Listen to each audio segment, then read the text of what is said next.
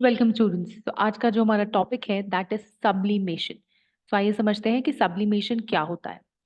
तो जब भी कोई सब्सटेंस जो है वो डायरेक्टली सॉलिड से गैस स्टेट में आता है without changing into liquid state, उस प्रोसेस को हम कहते हैं सब्लिमेशन। दैट मीन्स सॉलिड जो है वो डायरेक्टली चेंज हो रहा है वेपर में, right. So this is called sublimation.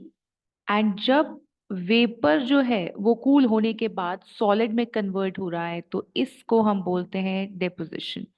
सो ये दो प्रोसेसेस आपको पता होने चाहिए, these are very important.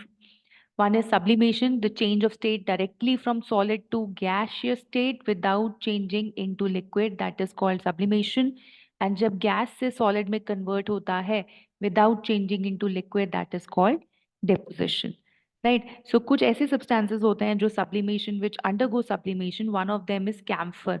So camphor क्या होता है, हम सबके घरों में यूजुअली कैम्फर मिल जाता है, which is also use in जो अब हम पूजा वगैरह करते हैं उसमें भी हम कैम्फर को यूज करते हैं, जिसे हम हिंदी में कपूर भी बोलते हैं।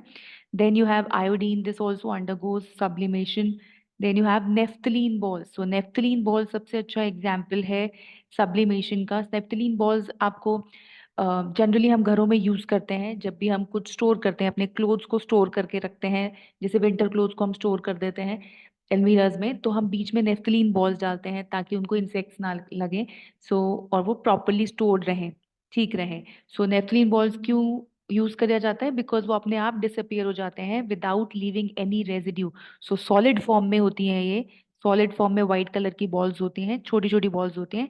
And then they directly gets converted into vapor state, slowly convert होते हैं and they disappear into air, right? So they don't leave any residue. So this is also one of the substance that undergoes sublimation. Then you have ammonium chloride. Ammonium chloride is also one of the substance that undergo sublimation. So these are the substances. Now एक छोटी सी activity देखते हैं जिसमें आप ये दोनों processes देख सकते हैं। This activity is from your NCERT only. ना इसमें हमने क्या किया है, इसमें हम ले रहे हैं एक चाइना डिश के अंदर हमने लिया है कैम्फर। तो जैसे मैंने अभी आपको बताया था कैम्फर इट अंडरगो सप्लीमेशन। तो कैम्फर जो है वो सॉलिड फॉर्म में है।